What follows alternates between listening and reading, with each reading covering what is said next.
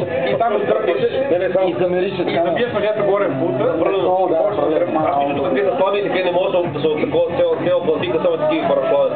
Само не казваш, вие викате глупчо. И доле покрай пътняка врежеш, веднага в тъвата, то така още стига са пара. А Николай? Нарееш го, той е най-дългоспунос. Що викате глупчо?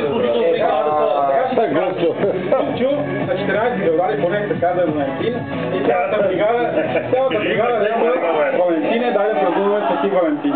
Айде трябва да почерпиш. И глупчо леко, това гони ми викате глупчо, сега ми викате Свети Валентин.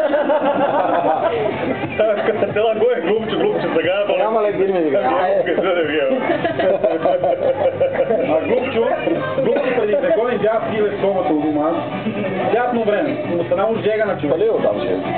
Дигна се и през 2-3 къщи от дома има кладенец, ама такъв, къде пият кравите с такова си, с корито. С корито чешма. Друг види и легне с корито, за че му жега.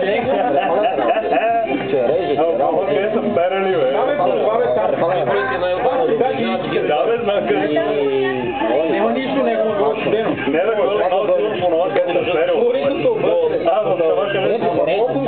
с уния стяга не има накрат. Окуншия първи бяха на бащами да прибира пиян.